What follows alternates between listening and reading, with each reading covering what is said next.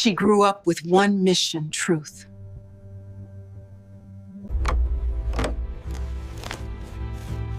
And when she found the man behind her mother's suffering, He never expected her to return.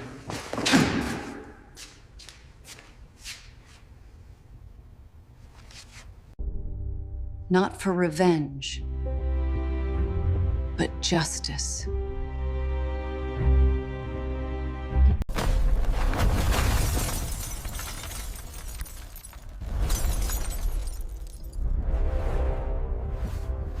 Disney lied.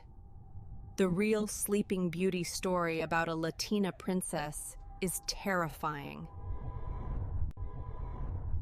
You think Sleeping Beauty was kissed awake by true love?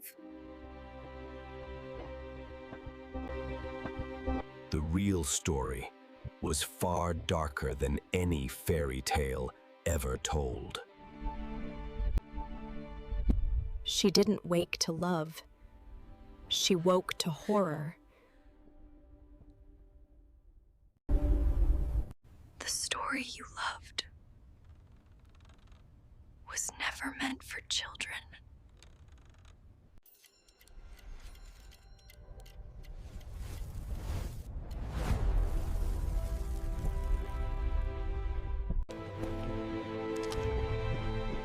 Henritz didn't search for love, he hunted for a queen. He married 6 queens, but only one survived him. From divorce to execution, Henry VIII turned. Imagine a king so desperate for a son, he destroyed his own queens. 6 wives, 6 destinies, the force. Catherine, Anne. And that thunder monument. Everyone knows Henry VIII had 6 wives, but almost no one knows the secret promise he made.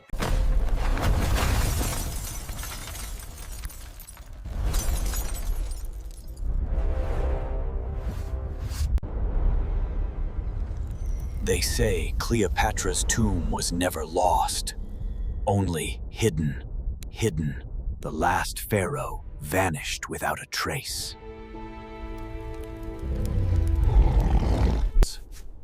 A place guarded by symbols scholars still fear to translate.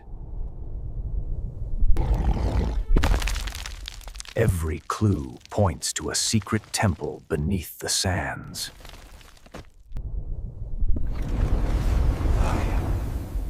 But the real question remains.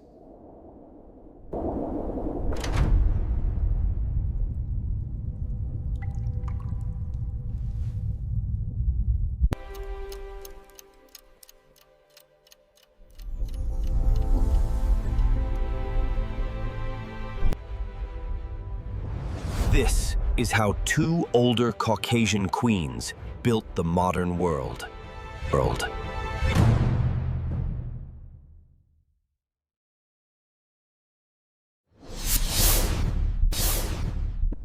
Separated by 400 years, bound by one destiny.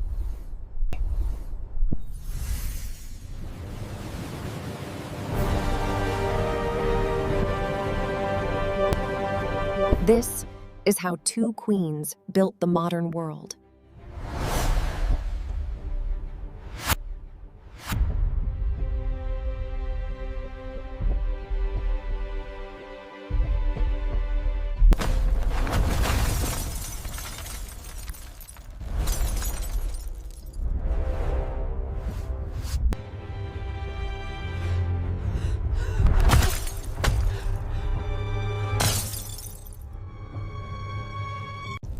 They were forced to marry 50 men they feared.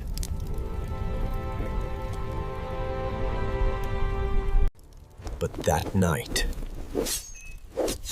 49 husbands never saw sunrise.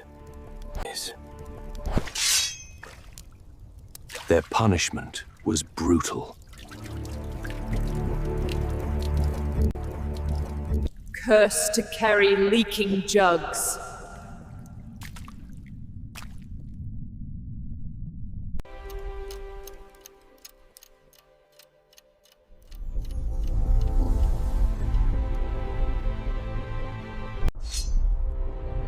10 women so powerful, history tried to erase them. Warrior. They led armies, toppled empires, saved kingdoms, yet nobody remembers their names. For every famous king, there was a woman twice as powerful standing in the shadows. Schools skipped them, history books removed them, but these 10 forgotten women fought harder than any king, and the murder. 10 for women who ruled with fear, strategy, and brilliance.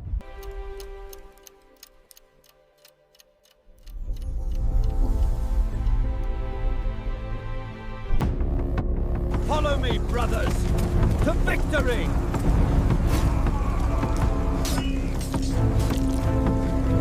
In a world ruled by kings and chained by gender, a child is born, neither free nor fully seen. Her name is Silence, though destiny will make her voice echo through legends.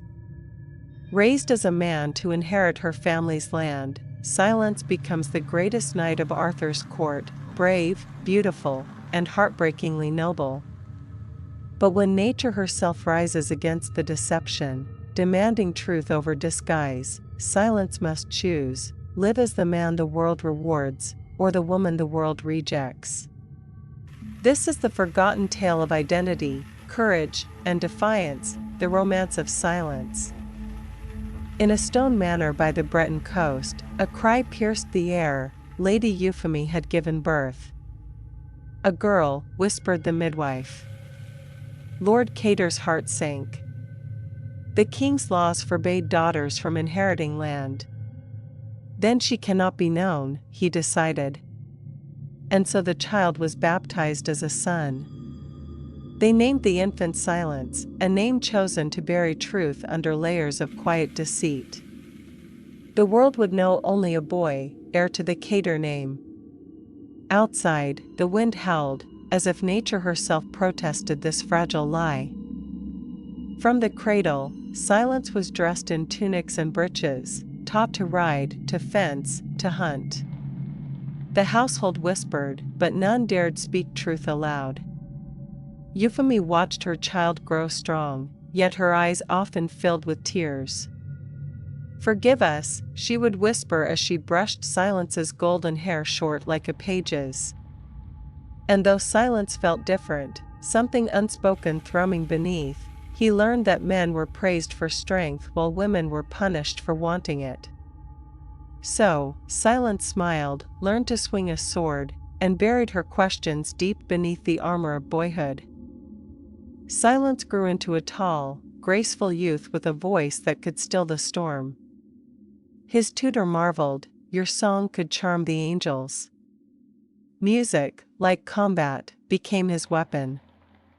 Villagers spoke of the young heir who sang as beautifully as he fought. Yet when he gazed into the river's reflection, confusion stared back. The face was fairer than most men's, softer, almost divine. Sometimes, he'd whisper to the rippling water, "Who am I, truly?" But the water gave no answer, only silence staring back at silence, both prisoner and performer in a play of gender and fate. Word of the young knight's talents reached Camelot. King Arthur himself summoned Silence. In shining mail, he rode to the court, his banner marked by a silver harp. The hall fell silent when he entered, a knight of ethereal beauty, voice pure as morning bells. He was tested in song, in sword, and in honor, and each time he triumphed. Arthur declared, "You are worthy of the round table." Silence knelt, heart pounding. In that moment, he became what the world believed him to be, not the daughter of Cater, but Sir Silence, Knight of the Realm. Fame is a double-edged sword. The other knights envied his grace, ladies swooned at his gentleness. None could rival his charm or his mystery. But in the court's shadows, whispers stirred. "He is too fair," some said. "Too delicate to be born of man." One night, jealous and cruel, sought to unmask him. During a feast, he cornered Silence. "Tell me, who are you beneath that charm?" Silence met his gaze, calm but cold. "I am who I choose to be," he said. And with that, he silenced the court with a single truth wrapped in defiance. That night, as moonlight poured through the window, Silence dreamed of a woman crowned in vines and stars, nature herself. Her voice was thunder and tenderness entwined. "Child, you deceive me," she said. "You were made a woman, not this counterfeit man." Silence knelt. "Then why did you make the world cruel to your daughters?" Nature frowned. "Because balance must be kept." Silence rose, defiant. "Then perhaps balance is wrong." The goddess's eyes flared with sorrow and rage. "Your arrogance will destroy you," she warned. But Silence awoke with a single thought: "I will not be undone by fate." In the morning, another figure appeared, Nurture, cloaked in silver and warmth. "Do not fear her," Nurture whispered. "You have learned courage, wit, compassion, things no nature can bind." Silence felt torn between the two voices. Nature spoke of what was meant to be, Nurture of what could be made. Between them stood a soul divided, woman by birth, man by choice, human by will. "If living truth means suffering," said Silence, "then I shall live the lie that lets me live free." And from that day, he vowed to fight not only dragons, but destiny itself. King Arthur sent Silence on a quest to capture a band of traitorous knights ravaging the north. In armor that gleamed like dawn, Silence rode through rain and blood, his sword a song of justice. He fought like no man or woman had before, each strike fueled by years of denied truth. When the traitors fell, Silence's men hailed him as a legend. Yet under the moon, he knelt in exhaustion and whispered, "If they knew what I am, would they still call me hero?" The stars, like witnesses of old sins, offered only silence. Queen Guinevere herself began to notice the young knight. His voice soothed her sleepless nights, his gaze lingered with unspoken fire. One evening, she drew him close. "You are not like other men," she whispered. Silence froze, torn between desire and dread.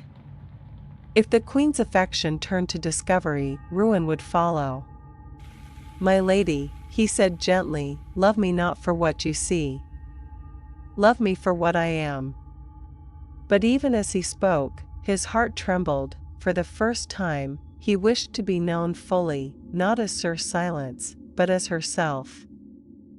Envy returned in the form of a rival knight, Sir Evan, who spied upon Silence and saw the truth during a night's rest. He rushed to the king. "Arthur, your knight deceives you, a woman hides beneath that armor." The court erupted. Guinevere's face turned pale. Silence was dragged before the throne, stripped of her helmet. Gasps filled the hall as golden hair spilled free. "Is this true?" Arthur demanded. Silence stood tall. "It is. But I have served you with loyalty, courage, and honor. Judge me not by my body, but by my deeds." The court fell deathly quiet. Arthur, torn between tradition and justice, turned to Merlin. The wizard spoke softly, "This one has lived with truer valor than many men born to the sword. Yet law binds even kings."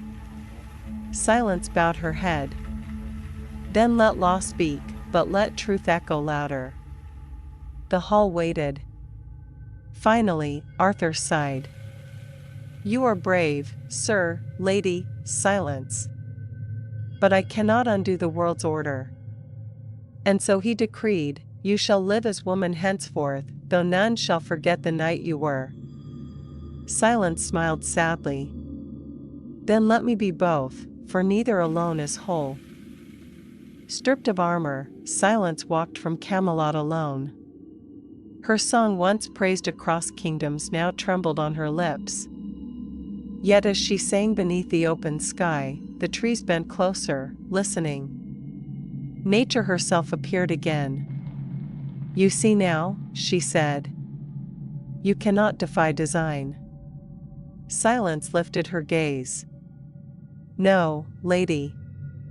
I defied cruelty." The goddess paused, hearing the truth within that soft defiance. For the first time, she did not argue. "Then go," nature murmured, "and carry your name with grace." Silence walked on, neither defeated nor defined, only reborn. Years passed. Travelers spoke of a wandering minstrel, once a knight, now a voice of both sorrow and freedom. In every tavern, she sang of courage beyond constraint, of a time when truth was a sword sharper than steel. Peasants wept, nobles pondered, and children whispered her name like a prayer. "Sir Silence," they'd say, though none knew what lay beneath the legend. To some, she was a woman who lived as a man. To others, a man who spoke like a woman. To herself, she was simply Silence, a name that now sang of peace, not secrecy. At last, she returned to the Breton coast where it began. Her parents long gone, the manor stood silent as its heir approached. She placed her sword upon her father's grave, her lute upon her mother's. "You gave me life in lies," she whispered, "but I found truth in the living." As dawn rose, she felt no shame, no rage, only stillness. The sea wind carried her song far beyond the cliffs, echoing through time. To be oneself is no sin, though the world call it rebellion. Nature herself sighed in the breeze, neither angry nor triumphant, only listening. Centuries later, the bards of Camelot's fall still sang of Sir Silence, the knight of two selves, the hero of harmony between heart and body. Some called her saint, others sinner. But the truth lay between, in the quiet courage to exist beyond rules. Her tale, buried for ages, waited to be heard again by a world still struggling with its own voices. And when it is told, it reminds us that identity is not rebellion, love is not deceit, and silence, when born of strength, can thunder louder than all the armies of kings. In 1948, the Soviet Union tried to isolate West Berlin, cutting off food and fuel for millions.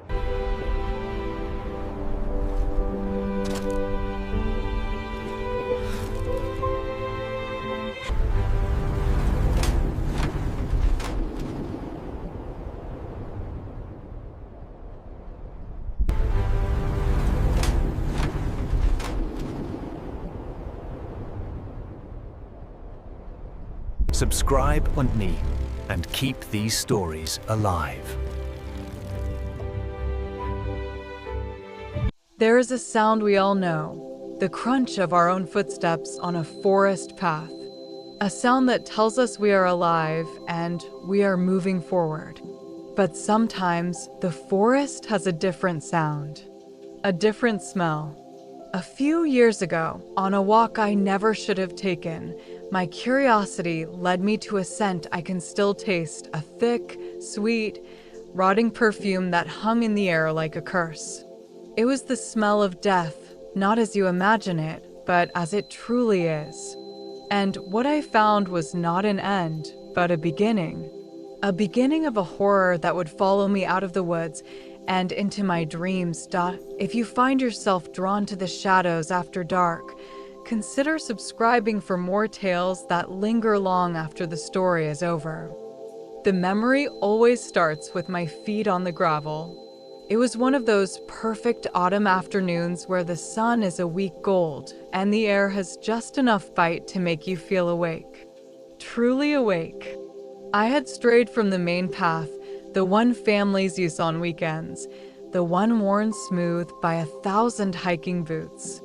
I wanted the silence, the feeling of being the only person in the world. The further I walked, the more the world seemed to close in. The trees grew thicker, their branches weaving a tangled roof above me.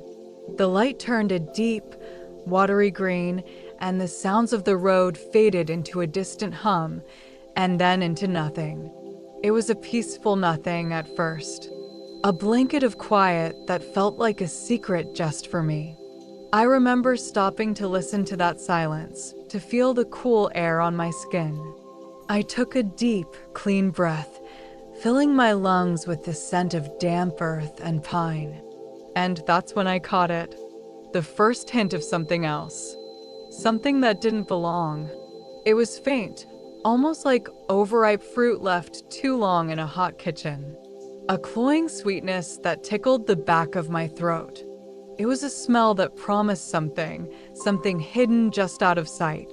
My curiosity, that simple, human urge to know, prickled at me.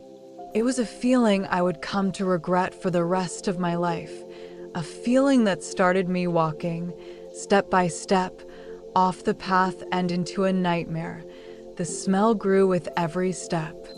It wasn't a faint suggestion anymore. It was a presence. A thick, heavy perfume that clung to the inside of my nose, that coated my tongue. It was the smell of a garbage bin in mid-July, of spoiled meat, but underneath it all was that undeniable, nauseating sweetness. It was the smell of life leaving. My heart began to beat a little faster, a dull thud in my chest. My peaceful walk was gone, replaced by a growing sense of dread. My eyes scanned the forest floor, looking for the source. A dead animal, I told myself. A deer, maybe a fox. It had to be. The woods were full of them. But this smell was bigger. It was overwhelming. The flies confirmed it. A low, buzzing cloud of them, a dark, vibrating hum that seemed to emanate from a thicket of ferns and thorny bushes up ahead. They formed a living, shifting curtain. I should have turned back. Every sane instinct in my body was screaming at me to run, to leave this place and its horrible smell behind. But my feet kept moving as if pulled by an invisible string. I was compelled. I needed to see. I needed to know what could create such a horrible, fascinating odor. I pushed aside a low-hanging branch, the leaves slick with moisture. I took one more step, my boot sinking into the soft earth, and I pulled back the green, leafy veil of the undergrowth. My eyes took a second to adjust, to understand the shapes and colors that didn't make sense. And then, all at once, they did. The world stopped. The buzzing of the flies became the only sound in the universe. He was nestled in the ferns like some terrible, overripe fruit. The body of a man, but not a man anymore. Death had reshaped him. His skin was a palette of colors that should never be on a human being, a deep, bruised green, a waxy black, and patches of a sickly, swollen purple. His face was a distorted moon, bloated and unrecognizable, the features pulled tight and lost in the puffiness. His clothes were strained against his body, and I could see where things had leaked. Dark, runny stains seeped into the soil around him. The wildlife had been there. I don't want to describe the details, but the evidence was plain. This wasn't a scene from a movie. It was real, and it was visceral, and it was the most horrifying thing I had ever seen. My brain short-circuited. There was no scream. There was no sound at all from me.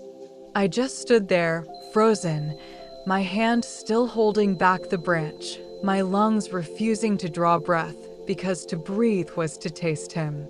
The sweet, rotting smell was inside me now. It was a part of me. Time seemed to stretch and warp. I don't know how long I stood there, just staring, trying to make my mind accept what my eyes were seeing. This was a person. Someone with a name, a life, a story.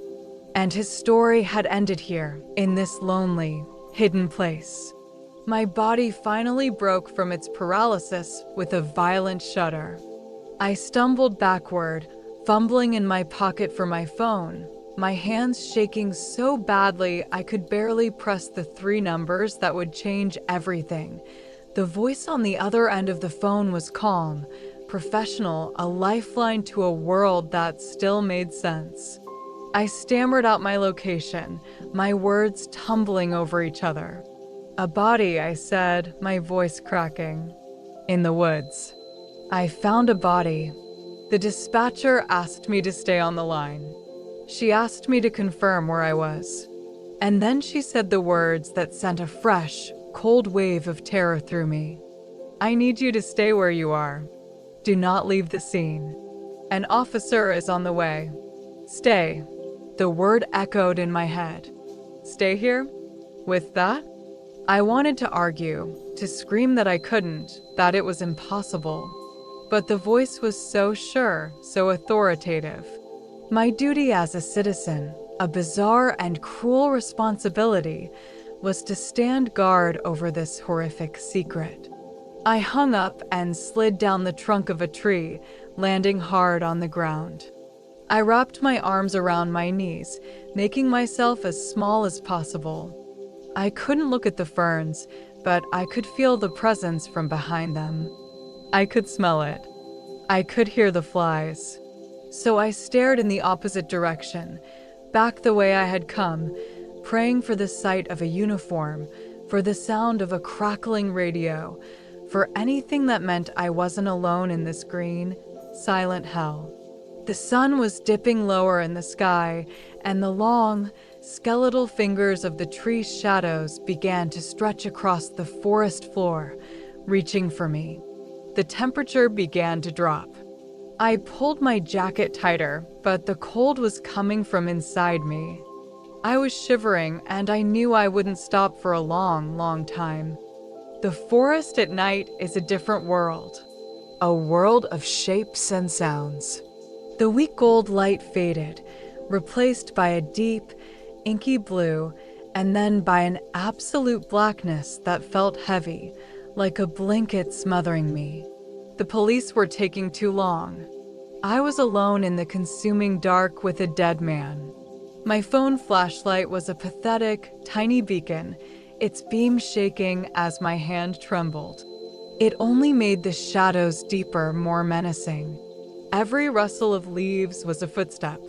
Every snap of a twig was someone or something closing in. The sounds of the night animals started up, an orchestra of unseen life moving all around me. But my mind wasn't thinking of animals. It was thinking of him, just a few yards away, lying in the dirt. What if he moved? What if he sat up? I knew it was impossible, but the dark has a way of making the impossible feel probable. The smell was worse in the cold air, sharper. It felt like it was seeping into my clothes, my hair, my very skin. I was marinating in the scent of death. I started to talk to myself, just quiet, nonsense whispers, just to hear a human voice. I counted the seconds. I tried to remember song lyrics, but my mind was a blank slate of fear. The only thing that was clear was the image of his swollen, discolored face, burned onto the back of my eyelids. When I closed my eyes, he was there. When I opened them, he was just behind that wall of darkness. We were 2 companions in that awful place, forced together by a terrible accident. I was the unwilling guardian of his final resting place, and with every passing minute in that profound dark, I felt a new, chilling thought take root. Maybe I was disturbing him. Maybe he didn't want a guardian at all. When the police finally arrived, their flashlights cutting through the trees like sabers of pure white light, I nearly wept with relief. The ordeal was over. They took my statement, their faces grim and professional under the beam of their lights. They taped off the area, their voices low and serious. A detective told me it looked like a suicide. He had been there for a while. They thanked me for waiting, for doing the right thing. I went home. I took the longest, hottest shower of my life, scrubbing my skin until it was raw, trying to wash the smell and the feeling away. I collapsed into my bed, exhausted down to my bones, believing the horror was behind me. I was wrong. That was when he decided to introduce himself. The first dream was simple. I was back in the woods, but it was different. The trees were closer, their branches like grasping arms. And he was there, standing where his body had lain. He wasn't swollen or disfigured anymore. He was just a man, pale and translucent, his form shimmering like heat haze. He didn't speak at first. He just looked at me. And his eyes, they were full of a deep, profound sadness that felt heavier than any emotion I had ever known. I woke up gasping, my heart hammering, the sheets damp with sweat. It was just a dream, I told myself. A natural reaction to a traumatic event. My brain was processing. But the next night, he was back. And this time, the sadness in his eyes was gone, replaced by something else. Something colder. Something angrier. He took a step towards me in the dream, and his mouth opened. And that's when I heard it. The first whisper. A sound that was not a sound. A voice that filled my head from the inside. The whispers weren't loud, but they were clear, as if someone was speaking directly into my ear in a silent room. At first, they were just fragments. You saw me. Then you shouldn't have looked. The dreams became a nightly ritual. I would find myself in that forest clearing, and he would be waiting. He never touched me. He just stood there, and he talked. His voice was flat, devoid of emotion, and yet it carried a weight of immense resentment. I was at peace, he whispered one night. I was hidden. I was done. And then you came, with your noise, and your curiosity. I started to dread going to sleep. I would drink coffee until late, watch mindless television, do anything to stay out of my bedroom, to avoid the certain journey back to those woods. But eventually, exhaustion would always win. And he would be there. My waking life began to suffer. I was tired all the time, jumping at shadows. The smell of anything sweet, a ripe banana, a scented candle, would send a jolt of panic through me. I was a ghost in my own life, haunted by a ghost of my own making. Or was it my own making? The line between nightmare and reality began to blur. I'd be doing the dishes, and for a split second, I'd see his pale face reflected in the kitchen window. I'd hear a muffled sound from another room, and my blood would run cold, convinced it was that same, flat whisper. He was no longer confined to my dreams. He was leaking out. He was becoming a permanent resident in my mind, an unwelcome guest who had followed me home from the woods and was now making himself comfortable. The tone of the whispers changed. The quiet resentment curdled into pure, undiluted anger. The man in my dreams was no longer a sad, lost soul. He was a furious, vengeful spirit. His form seemed darker, more solid. The air in the dream would grow cold, and the forest around us would wither, the leaves turning black and falling like ashes. You disturbed me. His voice would hiss, no longer a whisper, but a sharp, psychic knife. You brought them.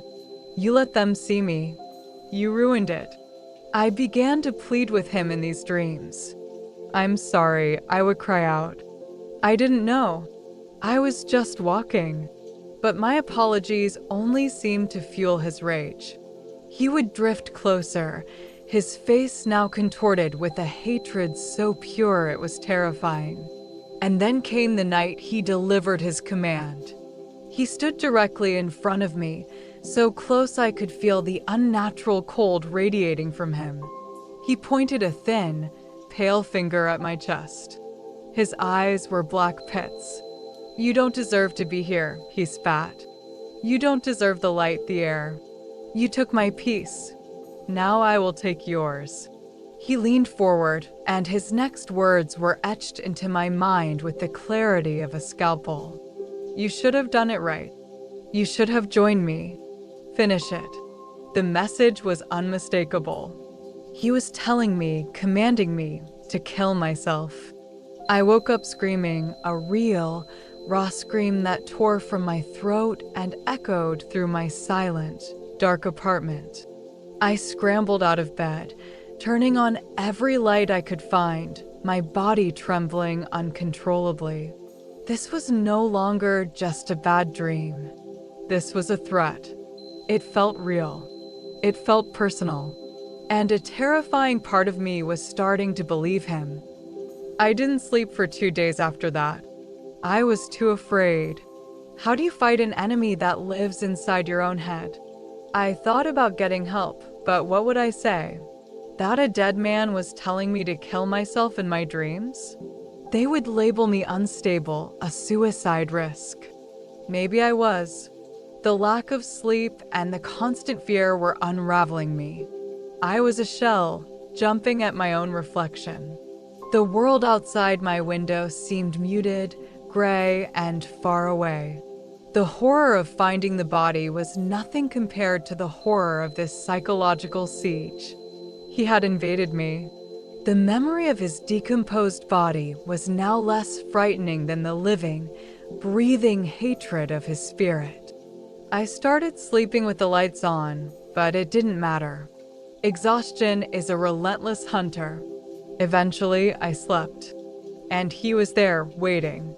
But he wasn't angry this time. He was just present, a silent, watching shadow at the edge of the dream forest. His presence was a constant, chilling reminder. He didn't need to speak his command anymore. I knew what he wanted. The thought was there, a dark little seed that had been planted in the fertile soil of my terror. It would whisper to me when I was tired, when I felt weak. What if it would be easier? What if it would make the dream stop? What if he was right? I had to fight those thoughts with every ounce of my will. I had to remind myself that he was a memory, a trauma, a fragment of my own mind. But the conviction in his dead eyes felt more real than the floor beneath my feet. He had left a stain on my soul, and I wasn't sure I would ever be clean again. Time has passed. The sharp, jagged edge of the terror has dulled into a constant, low hum of dread. I function. I go to work. I see my friends. I laugh sometimes. But he is always there, a cold spot in the back of my mind. The dreams are less frequent now, but they have never stopped. He still visits. Sometimes he is the angry shadow. Sometimes he is just the sad man. Sometimes he doesn't appear at all, but the dream will simply carry the texture of that day, the green light, the smell of damp earth, and that underlying, sickening sweetness. I know, logically, that it was probably just my brain's way of processing a profound trauma. I know that. But in the quiet hours of the night, logic holds no power. In those moments, I believe. I believe I disturbed something that was never meant to be found. I believe I invited a presence back with me from the edge of death. And I believe that presence is still waiting, patient, biding its time. He is a part of my story now, a character in the narrative of my life. Or perhaps I became a part of his. Our stories became tangled in that clearing, and I don't think they will ever be separate again. I am telling you this story now, and I know what it will do. I know that by speaking it aloud, by dragging this memory back into the light, I am inviting him back. The sun has set outside my window. The room is growing dark. And I know with a certainty that chills me to the bone that when I close my eyes tonight, the dream will not be far behind. It is an unfinished dream, and I fear it always will be. It wasn't just about missiles. It was about controlling the mind of the enemy. They called it a strategic attack, not just to win a battle, but to crush a nation's will. Every bomb. This is not a drill, I repeat, this is not a drill.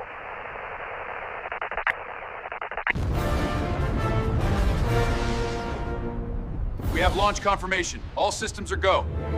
Go.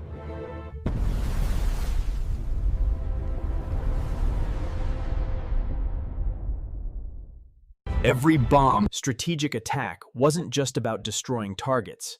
It was about breaking nations without fighting battles.